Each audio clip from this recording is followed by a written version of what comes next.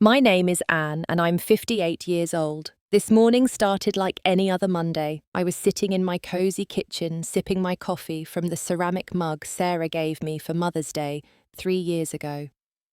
The sunlight was streaming through the yellow curtains I'd sewn myself, and I was feeling grateful for the life I'd built as a single mother. For 20 years, I'd raised my daughter Sarah on my own, and I couldn't have been prouder of the accomplished woman she'd become. She was planning her wedding, and I was looking forward to being part of the most important day of her life. But sometimes life doesn't unfold the way we expect it to. Before we dive into this story, I'd love to know where you're watching from. Please hit that like button if you've ever felt proud of raising your children, and don't forget to subscribe because this story will make you think deeply about the sacrifices we make for family and what we truly deserve in return. Let me take you back to understand how we got here. When Sarah was just 8 years old, her father Tom and I divorced. It wasn't an ugly separation, but Tom wasn't ready for the responsibility of being a full-time parent. He moved to another state for work, leaving me to raise Sarah alone in Phoenix, Arizona. Those early years were tough, but they were also filled with the most beautiful moments. I worked 2 jobs to make ends meet. During the day, I was a nurse at Phoenix General Hospital, caring for patients who reminded me daily how precious life is. At night, I waitressed at a local restaurant serving families who were enjoying the kind of dinner outings I could rarely afford with Sarah, but we made our own magic. Every Saturday morning, Sarah and I would bake chocolate chip cookies together. She'd stand on a little wooden stool I'd bought at a garage sale, her tiny hands helping me measure flour while she chatted about her week at school. Sunday afternoons were for her ballet classes. I'd saved up for months to afford those lessons because Sarah's eyes lit up like Christmas morning every time she put on her pink leotard and tights. Our evening routine was sacred. After homework was finished, we'd curl up on our second-hand couch and I'd read her stories. As she got older, we'd talk about everything. Boys, she liked teachers who frustrated her dreams she had for the future. Sarah told me secrets she said she'd never tell anyone else. We weren't just mother and daughter, we were best friends, partners in this adventure called life. When Sarah graduated high school as valedictorian, I cried tears of joy and exhaustion. All those double shifts, all those nights I'd fallen asleep at the kitchen table paying bills, they'd been worth it. She earned a full scholarship to Arizona State University, where she studied marketing with a minor in communications. College brought some distance between us, which I understood was natural, but Sarah still came home every few weekends bringing her laundry and stories about campus life. She'd help me cook Sunday dinner and we'd catch up over homemade lasagna and garlic bread. After graduation, Sarah landed an excellent job with a marketing firm in San Francisco. It was a 6-hour drive from Phoenix, but I was so proud of her success. She was making more money in her first year than I'd ever made in any single year of my life. She found a beautiful apartment in the Mission District and sent me photos of the city views from her windows. We adapted to the distance with weekly video calls every Sunday evening. Sarah would give me virtual tours of her new life, showing me the trendy restaurants she'd discovered and the hiking trails she explored on weekends. She seemed happy and independent, exactly what I'd raised her to be. It was during one of those video calls about 2 years after she'd moved to San Francisco that Sarah first mentioned Marcus. Her face glowed as she described this software engineer she'd met at a networking event. Marcus was 30 years old, had graduated from Stanford, and worked for a tech startup that was supposedly going to revolutionize something I didn't quite understand. When I finally met Marcus during one of their visits to Phoenix, I tried to like him. He was polite enough, well-dressed, and clearly intelligent, but something about his demeanor felt cold to me. He seemed to study our modest home with calculating eyes, and I caught him checking his phone frequently during dinner. Sarah was so smitten, though, that I kept my reservations to myself. As their relationship grew serious, Sarah began talking about marriage. She'd call me with updates about ring shopping and venue ideas. She once told me, laughing, "Mom, you'll be the first person I call when Marcus proposes. I want you to be the first to know everything." I started saving money from my nursing shifts, planning for the wedding expenses I knew would come. I researched mother of the bride dresses online and even began sketching ideas for decorations, remembering how much Sarah had always loved the handmade touches I'd added to her birthday parties over the years. Monday morning, October 15th, started like any ordinary day. I was getting ready for my 7 a.m. shift at the hospital, moving through my usual routine with the efficiency of someone who'd been doing the same job for over 2 decades. I had about 15 minutes before I needed to leave, so I decided to check Facebook while finishing my coffee. I opened the app, expecting to see the usual mix of coworker updates, neighborhood news, and maybe some photos from my friend Linda's weekend trip to Sedona. Instead, my eyes landed on something that made the ceramic mug slip from my hands, crashing onto the tile floor and shattering into pieces. There at the top of my newsfeed was an album titled Marcus and Sarah's Wedding Day. The cover photo showed my daughter in a stunning white wedding dress, standing on what looked like a cliff overlooking the Pacific Ocean. Her hair was arranged in an elegant updo I'd never seen before, and she was holding a bouquet of white roses and eucalyptus. Marcus stood beside her in a perfectly tailored navy blue suit, both of them beaming at the camera. My hands started shaking as I scrolled through the album. Photo after photo revealed a wedding that had clearly taken place over the past weekend. There was Sarah walking down an aisle lined with white chairs and flowing fabric. There was Marcus kissing her as they were pronounced husband and wife. There were photos of them cutting a 3-tiered cake covered in fresh flowers. The wedding had been held at a luxury resort in Mendocino, a place I'd heard Sarah mention visiting with Marcus but never imagined would be their wedding venue. The guest list appeared to be small but elegant. I recognized some of Sarah's college friends and co-workers from her social media posts over the years. Marcus's family was prominently featured, his parents and siblings all impeccably dressed and smiling warmly at the camera. But what broke my heart most was realizing that not only had I not been invited, I hadn't even been told it was happening. I scrolled through every photo, looking desperately for some sign that there had been a misunderstanding, that maybe this was just an engagement party or a small ceremony before a larger celebration I'd be included in. The comments section confirmed my worst fears. Friends and family members were congratulating the happy couple on their beautiful, intimate wedding and praising their decision to have a small, meaningful celebration. Several people mentioned how perfect and romantic the oceanside setting had been. I checked the date stamps on the photos. The wedding had taken place 3 days ago on Friday afternoon. While I'd been working my regular shift at the hospital, taking care of patients and thinking about my upcoming phone call with Sarah, my daughter had been walking down the aisle without me. I sat in my kitchen, surrounded by the broken pieces of my favourite mug, staring at images of the most important day in my daughter's life, a day I'd been completely excluded from. The yellow curtains that had seemed so cheerful an hour earlier now felt like they were mocking me with their false brightness.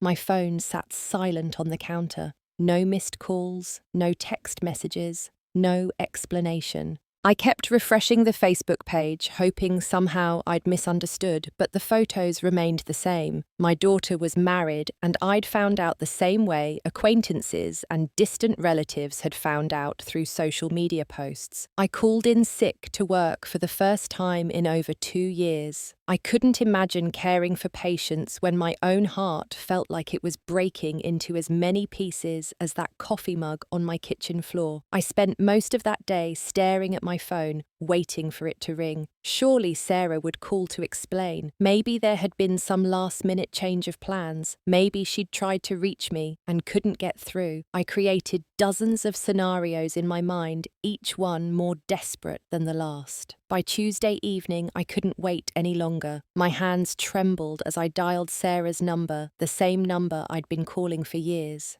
She answered on the third ring, and her voice sounded different, somehow more distant than usual. "Hi, Mum," she said, and I could hear city traffic in the background. "Sarah," I said, trying to keep my voice steady. "I saw the photos on Facebook." There was a long pause. I could hear her breathing on the other end of the line, and I imagined her standing in her San Francisco apartment, maybe looking out at those city views she'd shown me so many times over video calls. "Yeah," she finally said. "We got married on Friday." "Honey," I said, and my voice cracked despite my efforts to stay calm. "Why didn't you tell me? Why wasn't I invited?" Another pause, longer this time. When Sarah spoke again, her voice had a hardness to it that I'd never heard before. "Mum, this was our decision. Marcus and I wanted something small and private, something intimate. You wouldn't have understood." "Understood what?" I asked. "That you wanted a small wedding, Sarah. I would have understood anything if you'd just talked to me about it." "No, Mum, you wouldn't have." Her voice was getting more frustrated. "You would have wanted to help plan everything. You would have had opinions about the flowers and the dress and the guest list. You would have made it about you somehow." I felt like she'd slapped me through the phone. "Made it about me, Sarah. I just wanted to be there for the most important day of your life. I'm your mother." "And that's exactly the problem," she said. "Mum, you've been too involved in my life for too long. Marcus helped me see that. His family understands boundaries. They understand that when you get married, you start your own family. Your relationship with your parents changes." I tried to process what she was saying. "Are you telling me that Marcus didn't want me at your wedding?" "I'm telling you that Marcus and I made a decision together about what was best for us," Sarah said. "His family is different from ours, Mum. They're more sophisticated.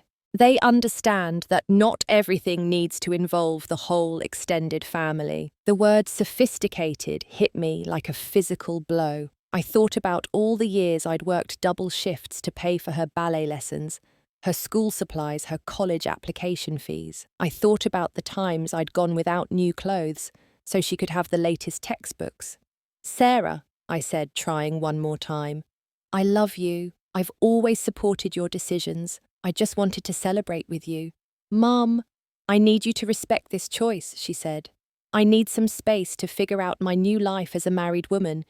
Maybe we can talk more in a few weeks." Before I could respond, she hung up.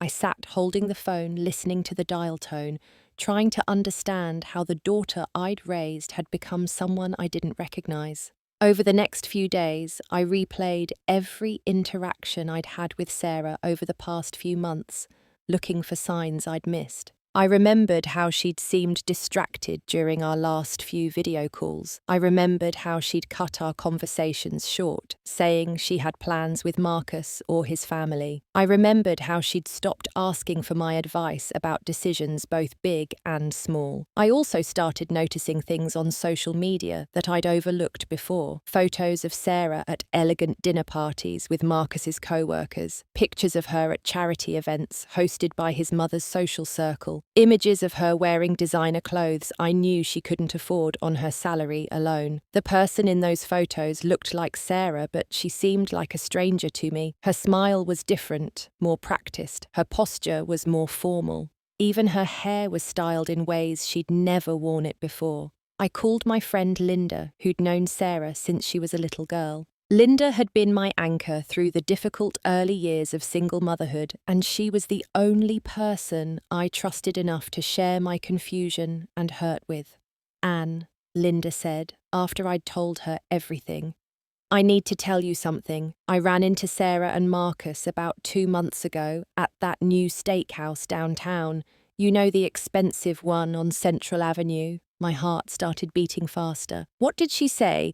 "She was polite but different," Linda continued. She introduced me as someone who used to babysit me sometimes, which you know isn't true. I practically helped raise that girl. But the thing that really bothered me was what she said when Marcus went to the bathroom. What did she say? She said she was trying to move forward in her life, that she couldn't be held back by her past anymore. She said Marcus's family was helping her understand what it meant to be part of a real family, whatever that means. And then she said something that really hurt Anne. She said you wouldn't fit into the life she was building with Marcus.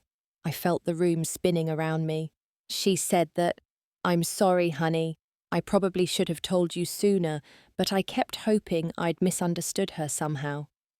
After I hung up with Linda, I sat in my living room looking at the family photos on my mantelpiece. 20 years of memories stared back at me. Sarah's first day of school, her graduation from high school, Christmas mornings when it was just the two of us opening presents under our small tree, her college graduation where she'd hugged me so tightly and thanked me for everything I'd sacrificed for her education. I realized that while I'd been treasuring these memories, Sarah had apparently been planning to leave them and me behind. The next morning, I called my attorney, Daniel Rodriguez. He'd helped me through my divorce 20 years earlier, and he'd become something of a friend over the years. He'd watched Sarah grow up through photos in my wallet and stories I'd shared during our occasional lunches.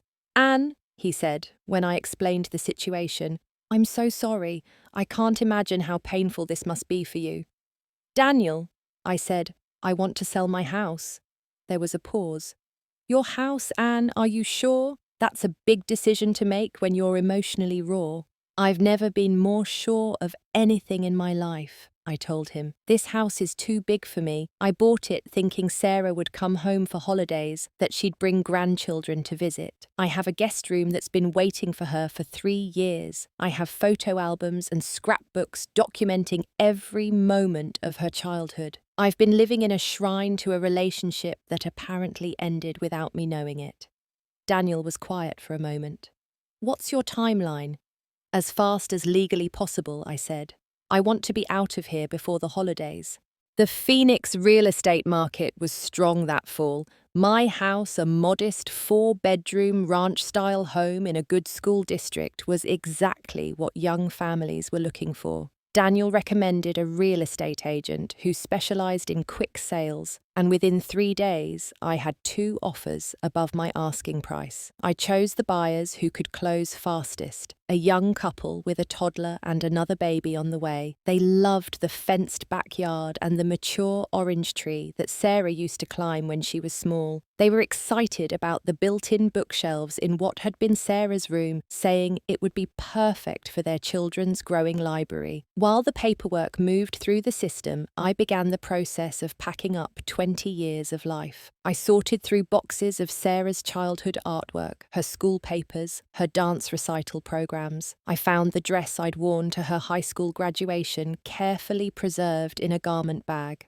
I discovered the baby book I'd kept meticulously updated for her first 5 years, filled with photos and milestones and locks of her hair from her first haircut. I kept a few meaningful items, things that belonged to my life, independent of being Sarah's mother. The rest I either donated or sold. I held a garage sale that weekend, watching strangers buy the furniture Sarah had grown up with, the kitchen table where she'd done homework for 12 years, the rocking chair where I'd read her bedtime stories. I found a 1-bedroom apartment in downtown Phoenix, in a modern building with a concierge and a rooftop pool. It was the kind of place I'd always thought I might like to live someday, when I was free from the responsibilities of raising a child and maintaining a family home. The apartment was bright and clean, with floor-to-ceiling windows that faced west toward the mountains. It had a small balcony where I could drink my morning coffee and watch the sunrise. The kitchen was compact but efficiently designed, perfect for cooking for one person. I changed my phone number and didn't give the new one to Sarah. I deleted my Facebook account after downloading all the photos I wanted to keep. I unfriended Sarah's friends and blocked Marcus's entire family. I didn't want to see any more photos of their perfect life together. 2 weeks after seeing those wedding photos, I was living in a completely different space with a completely different phone number, essentially unreachable by my daughter unless she made a serious effort to find me. I wrote one letter before I left the old house addressed to Sarah, but never sent. I left it on the kitchen counter for the new owners to find, along with a note asking them to forward it if Sarah ever came looking for me. The letter was short. Sarah, I loved you enough to let you build the life you wanted, even when it didn't include me. I hope you find the happiness you're looking for. I've decided to do the same. Love, always, Mum. 3 months later, I was sitting in a sidewalk cafe in the Marais district of Paris, eating a croissant and reading a novel I'd bought at Shakespeare and Company. It was my first morning in France, the beginning of a month-long European trip I'd planned with the money from selling my house. The previous 3 months had been a whirlwind of new experiences. I'd quit my job at the hospital and started working part-time at a private medical clinic that specialised in preventive care. The hours were better, the stress was lower, and I was making enough money to support my new simplified lifestyle. I'd joined a book club that met at a coffee shop near my apartment. I'd started taking yoga classes at a studio with other women my age who were also navigating major life changes. I'd even gone on a few dates with a widowed doctor I'd met through work, a kind man named Robert, who made me laugh and never pressured me to talk about my family situation. For the first time in 20 years, I was living entirely for myself. I was reading books I wanted to read, eating at restaurants I wanted to try, planning adventures based purely on my own interests. It was simultaneously liberating and terrifying. I was checking my email at the Parisian cafe when I saw a message from Linda with the subject line, Sarah update. My heart rate increased as I opened it. Anne, Linda had written, I thought you should know that Sarah came to your old house last week. She was crying when she saw strangers living there. She found your letter and called me, asking if I knew where you were. She seemed genuinely panicked that she couldn't reach you. She said Marcus has been different since the wedding, more critical and demanding. I didn't tell her where you were, but I thought you should know she's trying to find you. I read the email 3 times, waiting for some surge of maternal instinct to kick in, some overwhelming urge to call Sarah immediately and tell her everything was forgiven. But I felt calmer than I expected. I felt sad for Sarah, but I didn't feel responsible for fixing her situation. I closed my laptop and continued with my day as planned. I walked through the Luxembourg gardens, admiring the perfectly manicured lawns and the children sailing toy boats in the fountain. I spent the afternoon at the Musée d'Orsay, standing in front of impressionist paintings I'd only seen in books before. That evening, I had dinner at a small bistro near my hotel where the waiter complimented my French and brought me a complimentary glass of champagne when I told him I was celebrating my independence. I felt more content than I had in months. Over the next few weeks, I received several more updates from Linda. Sarah had apparently hired a private investigator to try to track me down. She'd called the hospital where I used to work and had been told I was no longer employed there. She'd contacted my old neighbours, asking if anyone knew where I'd moved. Marcus had become increasingly unsupportive as Sarah's search for me intensified. According to Linda's sources, he'd told Sarah that her obsession with finding me was embarrassing and that she needed to move on from her dysfunctional family relationships. I continued my travels, spending time in Tuscany, learning to make pasta from local grandmothers, who reminded me that life had many chapters. I visited the Greek islands where I watched sunsets that took my breath away and made friends with other travellers who were also discovering who they were outside of their family roles. By the time I returned to Phoenix, I felt like a different person. I was tanned from Mediterranean sun, confident from navigating foreign countries alone, and clear about what I wanted my future to look like. It was 6 months after I'd found those wedding photos, when Sarah finally tracked me down. I was watering plants on my apartment balcony one Saturday morning when the concierge called. to tell me I had a visitor who claimed to be my daughter. I looked down from my 15th floor balcony and saw Sarah standing on the sidewalk outside my building. Even from that distance, I could see that she looked different than she had in her wedding photos. Thinner, somehow. More fragile. She was wearing jeans and a simple sweater instead of the designer clothes I'd seen her in on social media. I told the concierge to send her up. When I opened my apartment door, Sarah's eyes were red from crying. She looked around my small, beautifully decorated space with obvious surprise. The apartment was filled with artwork I'd bought during my travels books I'd accumulated from my new reading habits and plants I'd been nurturing as a hobby. It looked like the home of someone who was thriving, not someone who was grieving. "Mum," she said, and her voice was smaller than I remembered. "I've been looking for you everywhere." "I know," I said. "Would you like some coffee?" We sat on my small balcony, looking out at the mountains that surrounded Phoenix. Sarah cupped her coffee mug with both hands, the same way she'd done as a child when she was nervous or upset. "Mum, I made a terrible mistake," she began. "The wedding, not inviting you, everything I said on the phone. I was wrong. I'm so sorry." I listened without speaking. I'd imagined this conversation dozens of times over the past 6 months, but now that it was happening, I felt calmer than I'd expected. "Marcus and I are getting divorced," she continued. "It turns out he didn't just want me to distance myself from you. He wanted me to become someone completely different. Someone who didn't have opinions or friends or interests that weren't approved by him. Someone who would be a perfect accessory to his perfect life." She told me about how Marcus had criticized everything about her background after their wedding, how he'd made her stop talking to old friends because they weren't sophisticated enough, how he'd controlled what she wore, how she styled her hair, even what books she was allowed to read. "I realized I'd become someone I didn't recognize," she said, "and in the process I'd thrown away the most important relationship in my life, the relationship with the woman who'd sacrificed everything to raise me right." I set down my coffee cup and looked at my daughter, this person I'd loved more than my own life for 28 years. I felt compassion for her, but I also felt something I'd never felt before: emotional distance. Her pain didn't automatically become my pain the way it always had before. "Sarah," I said carefully, "I appreciate your apology. I really do. And I'm sorry your marriage didn't work out the way you hoped it would." "Mum, can we start over?" she asked. "Can you forgive me? Can we go back to the way things were?"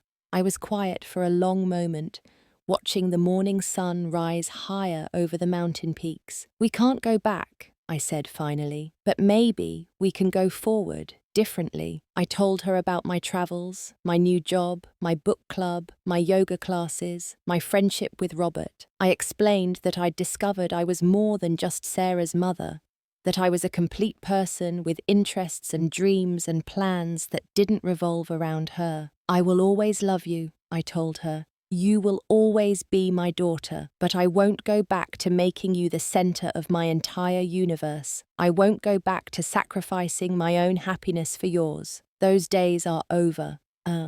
Sarah looked surprised and maybe a little hurt. I think she'd expected me to welcome her back with the same unconditional, all-consuming love I'd always shown her. "I want us to have a relationship," I continued, "but it needs to be a balanced relationship between two adults who respect each other's boundaries and independence. I'm not going to be the mother who lives only for her child anymore. I'm going to be the mother who models what it looks like to live a full, complete life." We talked for another hour, establishing new ground rules for our relationship. We would have dinner together once a month. We would call each other once a week, but not more than that unless there was an emergency. We would respect each other's privacy and independence. Sarah would need to earn back my trust gradually through consistent actions rather than apologies. As she prepared to leave, Sarah hugged me at the door. "Mum," she said, "I'm proud of you. You look happy. Really happy." "I am happy," I told her, and I meant it.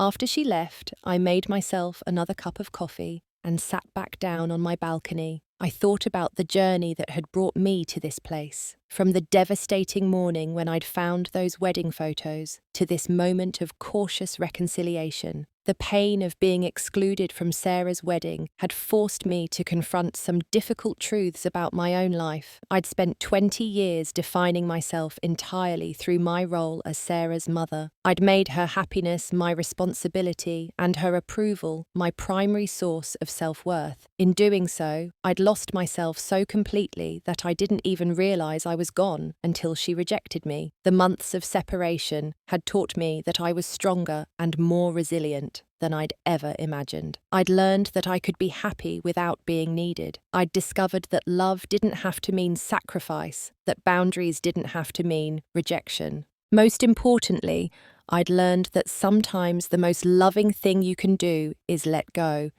not in anger or resentment, but in recognition that healthy relationships require two whole people, not one person who lives entirely for another. I thought about that broken coffee mug from 6 months earlier, the one that had shattered when I'd first seen Sarah's wedding photos. At the time, it had felt like a symbol of everything that was broken in my life. Now I realized it was actually a symbol of something else. Sometimes things have to break completely before we can build something better. Sarah and I would never have the same relationship we'd had before, but maybe if we were both willing to do the work, we could build something healthier. Something based on mutual respect rather than one-sided devotion. Something that allowed both of us to be complete people rather than half people who only existed in relation to each other. I finished my coffee and went inside to get ready for my yoga class. I had plans to meet Robert for lunch afterward, and then I was going to spend the evening reading a new novel I'd picked up at the bookstore. It was a full, satisfying day, planned entirely around my own interests and relationships. For the first time in my adult life, I was living for myself, and it felt like coming home. Have you ever had to make the difficult choice between loving someone and loving yourself? Have you experienced a relationship where you gave so much that you lost sight of who you were as an individual? I'd love to hear your thoughts in the comments below. Please like this video if it made you think about the importance of maintaining your own identity even in the closest relationships. Subscribe for more stories about finding strength in unexpected places, and share this with someone who might need to hear that it's never too late to reclaim your own life. Thank you for listening to my story, and remember that sometimes the greatest act of love is learning to love yourself enough to set boundaries. Take care of yourselves, and I'll see you in the next story.